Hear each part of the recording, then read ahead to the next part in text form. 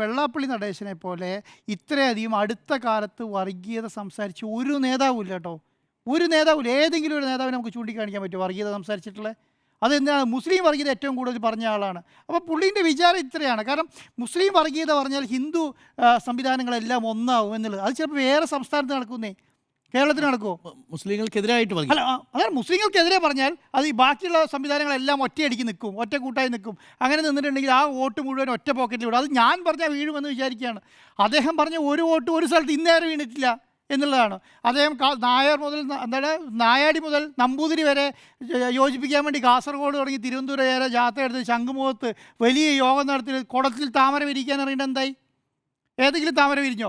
താമര വിരിഞ്ഞു എന്നുള്ളതല്ല, ഒരു താമരയ്ക്ക് 1,00,000 വോട്ട് കിട്ടിയില്ല എന്നുള്ളതാണ്. 1,00,000 വോട്ട് പിടിച്ചെടുക്കാൻ പറ്റും ഒരു താമരയ്ക്ക് കഴിഞ്ഞില്ല. 2ാം സ്ഥാനത്ത് പോലും വന്ന ഒരു BDS നേതാവിനെ കണ്ടിട്ടില്ല, ഒരു നേതാവിനെ പോലും കണ്ടിട്ടില്ല. ഒരു നേതാവിനാണ് മറ്റേ ഇതേ ഈ കുട്ടനാട് സീറ്റിലെങ്ങാണ്ടാണ് 2ാം സ്ഥാനത്ത് എത്താൻ കുറച്ച് വ്യത്യാസം കണ്ട് എത്തിയത്.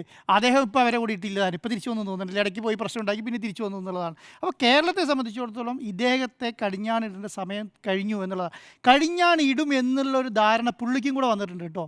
ഇന്നത്തെ പ്രസംഗത്തിൽ ഞാൻ കണ്ടത് അതിൻ്റെ ഒരു മിതത്വം വന്നിട്ടുണ്ട്. എന്തായാലും എന്താ പറയുക, ഞാൻ പാവല്ലേ, എന്നെ എന്തിനാണ് ഉപദ്രവിക്കുന്നത് എന്നുള്ള നിലയിലേക്ക് വന്നു. ഇന്നലെ അങ്ങനെയല്ലായിരുന്നു, മിനിഞ്ഞാന്ന് അങ്ങനെയല്ലായിരുന്നു. അവർ ലിജുവിനോട് പറയാണ് എൻ്റെ കോലം കത്തിക്കുന്നത് എന്തിനാന്ന് പറഞ്ഞിട്ട് ലിജു എന്നാണ് പറയുന്നത്. അപ്പോൾ എന്തിനാണ്? അപ്പോൾ കോലം കത്തിക്കുന്നതിൽ വിഷമമുണ്ട്.